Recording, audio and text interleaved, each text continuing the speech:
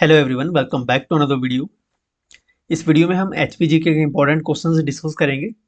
ये क्वेश्चन आपके HPPSC paper 1 और एचपीआरसीए के द्वारा जो नेक्स्ट अपकमिंग एग्जामिनेशन आपके कंडक्ट होंगे, इनके लिए ये क्वेश्चन आपके लिए मोस्ट इंपॉर्टेंट रहने वाले हैं। देखिए, एचपीजी के और national international GK, history, polity, ये सब्जेक्ट्स ऐसे होते हैं, इनको प्रिपेयर करने में काफ़ी टाइम लगता है as compared to Hindi and English, जिनको आप जल्दी तैयार कर सकते हो।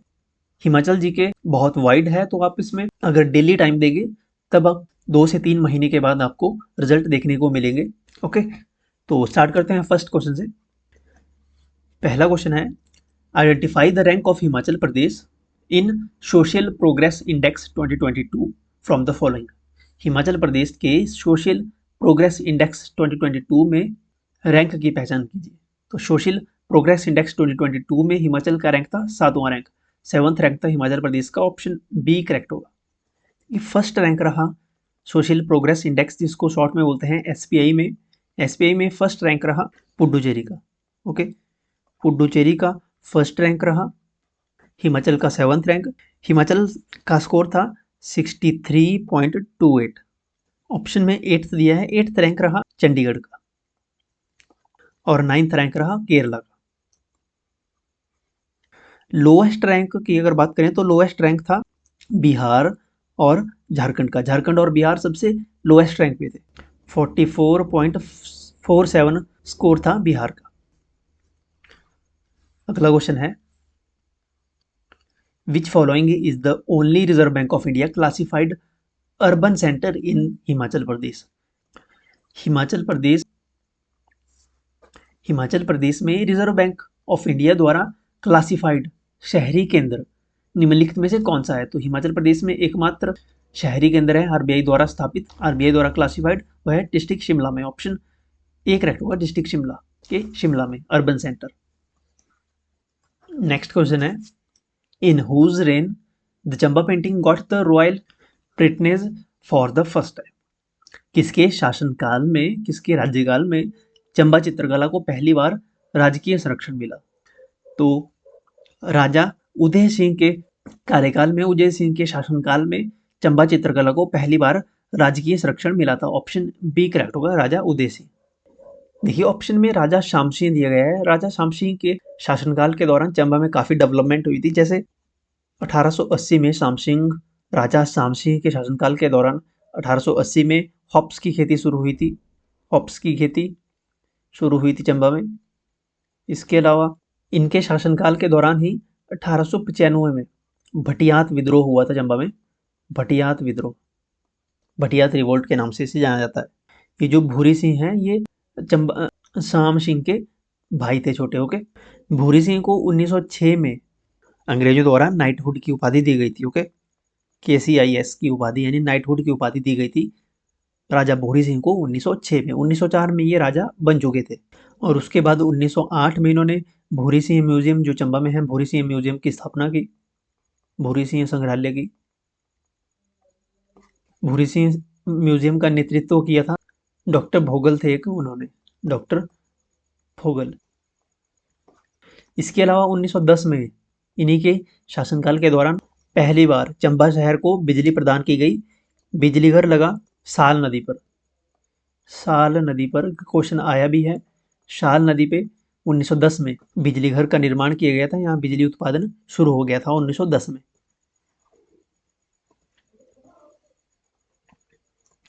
अगला क्वेश्चन है, नेक्स्ट क्वेश्चन है, हिमाचल प्रदेश के किन्नौर जनजातीय क्षेत्र का दरोश दाबदार विवाह क्या होता है। दरोश एंड दाबदार विवाह क्या होता है किन्नौर ट्राइबल एरिया में। तो किन्नौर ट्राइबल एरिया में जो दरोश एंड दाबदार विवाह है, ये ऐसी शादी का टाइप है जिसमें लड़का जो है लड़की को मेले से जोर से घसीट कर ले जाता है। ऑप्शन डी करेक्ट होगा। ये जो ऑप्शन सी में दिया है यहाँ पे, जब लड़की अपने प्रेमी के साथ कर भाग जाती है, यानी भाग के जब शादी करते हैं लड़का लड़की, अपने प्रेमी के साथ जब लड़की भाग जाती है, तो इस प्रकार की शादी को किन्नौरी ट्राइब में, किन्नौरी जनजाति क्षेत्र में कहा जाता है डुब डुब। ये डुब डुब टाइप है मैरिज का, इसे किन्नौर में डुब डुब कहा जाता है। लेकिन ओवरऑल इस प्रथा को जाना जाता है हार विवाह के टाइप से। ओके, हार विवाह के नाम से। लेकिन किन्नौर में सहार विवाह को डूब डूब नाम से जाना जाता है, जिसमें लड़का लड़की भाग कर शादी कर लेते हैं, जब लड़का किसी लड़की को भगा के ले जाता है। अगला क्वेश्चन है, identify the number of district which Himachal Pradesh had up to October 1966 अक्टूबर यानी अक्टूबर 1966 तक हिमाचल प्रदेश के जिलों की संख्या की पहचान कीजिए। अब 1966 दिया होता तब इस क्वेश्चन का आंसर कुछ और होना था, लेकिन यहाँ पे अक्टूबर 1966 दिया है, जिससे इस क्वेश्चन का आंसर चेंज हो गया, क्योंकि 1 नवंबर 1 नवंबर 1966 को पंजाब का पुनर्गठन हुआ था। पंजाब का पुनर्गठन हुआ था 1 नवंबर 1966 को, जिससे पंजाब के जो हिल एरियाज थे पंजाब स्टेट में, उनको हिमाचल प्रदेश में ऐड कर दिया गया था 1 नवंबर 1966 को। क्वेश्चन में पूछा है अक्टूबर 1966 को।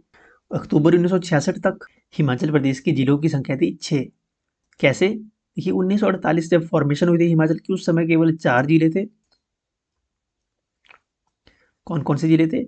एक तो मंडी डिस्ट्रिक्ट था, चंबा डिस्ट्रिक्ट था, डिस्ट्रिक्ट सिरमौर और डिस्ट्रिक्ट महासू, ये 4 डिस्ट्रिक्ट थे at the time of formation 1948 में। इसके बाद 1954 को डिस्ट्रिक्ट बिलासपुर ऐड हुआ, 5th जिला डिस्ट्रिक्ट बिलासपुर 5वां जिला बना। 1954 के बाद 6 साल बाद 1960 को डिस्ट्रिक्ट किन्नौर ऐड हुआ, ये 6th जिला बना 1966 को के डिस्ट्रिक्ट किन्नौर। ये हो गए 6 जिले। इसके बाद 1966 को 6 साल बाद चेंज हुए, ये हुए 1 नवंबर 1966 को ये बदलाव हुआ था, जो नए जिले ऐड हुए थे। अक्टूबर 1966 तक केवल 6 ही जिले थे। ओके, तो इसका ऑप्शन ए करेक्ट होगा, 6 जिले। 1 नवंबर 1966 को जो जिले ऐड हुए, 6 जिले पहले से थे। उसके बाद ऐड हुए डिस्ट्रिक्ट कुल्लू 7वां जिला, 8वां जिला लाहौल स्पीति और 9वां जिला हमारा कांगड़ा। ये हो गए 9 जिले 1 नवंबर 1966 तक। इसके बाद 9 जिले 1966 तक हो गए। इसके बाद फिर से फॉर्मेशन हुई 1972 को 1972 को और जिले बने। अब डिस्ट्रिक्ट कांगड़ा से टूटकर एक तो बना डिस्ट्रिक्ट हमीरपुर बना 1972 को, और बना डिस्ट्रिक्ट ऊना। ये कांगड़ा से निकले 2 जिले। तो 9 जिले पहले से थे, 10वां जिला बना हमीरपुर, 11वां बना ऊना। और 12वां जिला कौन सा बना? तो हमने इसका 1948 में बना था महासू। तो महासू से एक हिस्सा टूटकर बना सोलन। ओके, और जो सोलन के अलावा महासू बचा, महासू का नेम बदल कर दिया शिमला। तो 11 जिले ऊना के साथ थे और 12वां जिला बना सोलन। महासू का नेम बदल कर दिया शिमला। ये तो अपनी जगह पे वैसे ही रहा। ओके, तो हो गए टोटल 12 जिले टोटल बने थे 1972 तक। होपफुली आपको क्लियर हो गया होगा सारा, सभी डिस्ट्रिक्ट की फॉर्मेशन कब कैसे हुई थी। चलिए अगला क्वेश्चन है,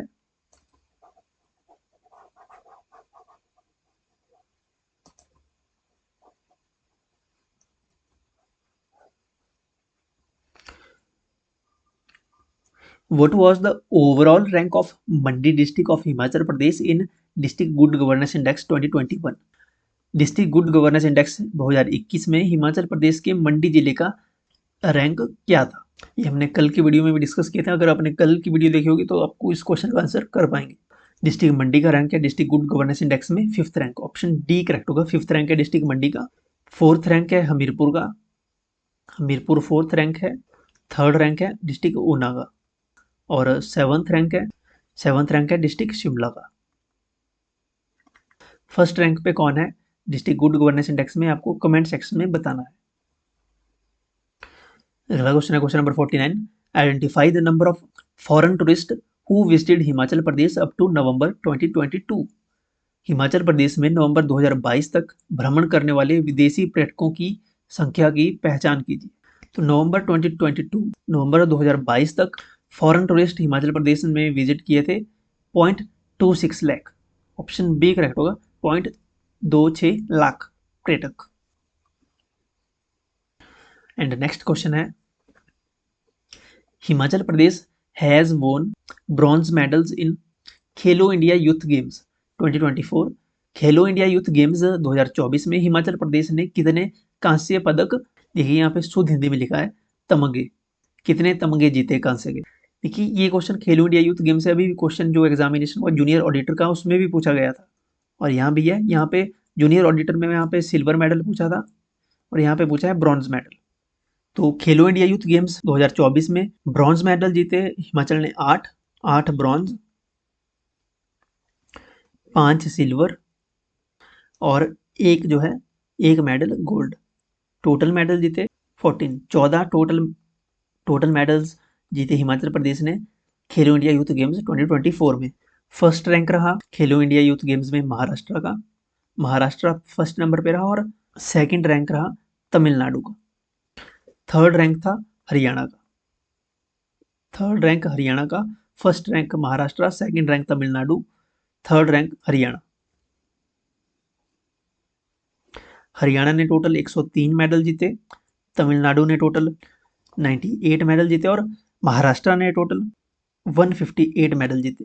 तमिलनाडु सेकंड पे इसलिए है क्योंकि इनके गोल्ड मेडल जीते ज़्यादा थे हरियाणा से। हरियाणा के गोल्ड मेडल थे 35, वहीं तमिलनाडु के गोल्ड मेडल रहे 38। 3 मेडल ज़्यादा थे तमिलनाडु के, इसलिए तमिलनाडु सेकंड पे रहा। और महाराष्ट्र के टोटल गोल्ड मेडल थे 57, हिमाचल का टोटल 1 गोल्ड मेडल रहा। ओके, अगला क्वेश्चन है which following district of Himachal Pradesh has the highest number of ancient inscriptions. Himachal Pradesh के निम्नलिखित किस जिले में सर्वाधिक प्राचीन अभिलेख हैं।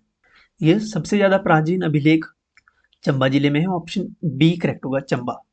चंबा जिले के जो भूरी सिंह म्यूजियम है ना, भूरी सिंह म्यूजियम जिसकी हमने अपने एक वीडियो भी डाली है अपने यूट्यूब पे, तो आप वहाँ पे देख सकते हो। भूरी सिंह म्यूजियम में, भूरी सिंह संग्रहालय में चंबा जिले में जो इंस्क्रिप्शन एंशिएंट इंस्क्रिप्शन मिले हैं ये भूरी सिंह म्यूजियम में रखे हैं। टोटल 36 अभिलेखों को रखा गया है। इनकी जो लिपि है इनकी अभिलेखों की वो है शारदा वो टांकरी लिपि, शारदा वो टांकरी लिपि में ये अभिलेख लिखे गए हैं। इसके अलावा कांगड़ा में भी इंस्क्रिप्शन मिले हैं।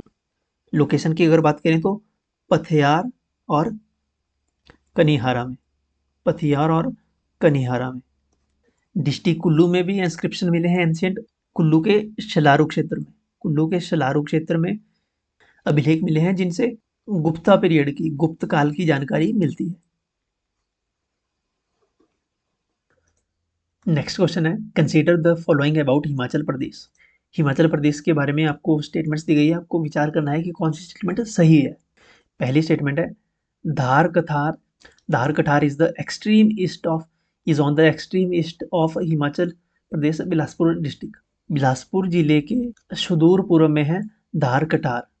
ये स्टेटमेंट सही नहीं है, स्टेटमेंट गलत है। सेकंड स्टेटमेंट अगर देखें, सेकंड स्टेटमेंट है the Sutlej river enters Bilaspur district at village नैला।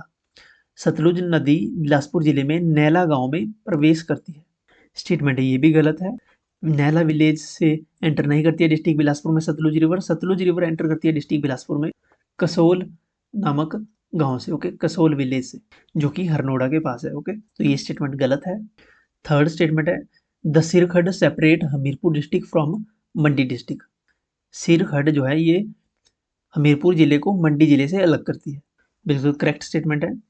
सिरखड जो है ये ट्रिब्यूटरी है, सतलुज नदी की ट्रिब्यूटरी है ये सिरखड। ओके, थर्ड स्टेटमेंट बिल्कुल सही है। फोर्थ स्टेटमेंट अगर देखें, river Binua is the one of the tributaries of Beas river in district Kangra, बिल्कुल करेक्ट स्टेटमेंट है। बिनुआ ये ट्रिब्यूटरी है ब्यास रिवर की, बिल्कुल करेक्ट स्टेटमेंट है। फोर्थ स्टेटमेंट और थर्ड स्टेटमेंट सही है, थर्ड एंड फोर्थ स्टेटमेंट, यानी ऑप्शन सी करेक्ट होगा। बिनुआ के अलावा डिस्ट्रिक्ट कांगड़ा में ब्यास की और ट्रिब्यूटरीज हैं, जैसे बाणगंगा हो गया, बनेर हो गई। एंड लास्ट क्वेश्चन है which sector of Himachal Pradesh has the highest growth rate of gross value added at constant prices from 2018-19 to 2022-23। वर्ष 2018-19 से वर्ष 2022-23 के बीच हिमाचल प्रदेश में किस सेक्टर में gross value added at constant prices की विकास दर अधिकतम थी? प्राइमरी में थी, सेकेंडरी में थी या टर्सरी में थी?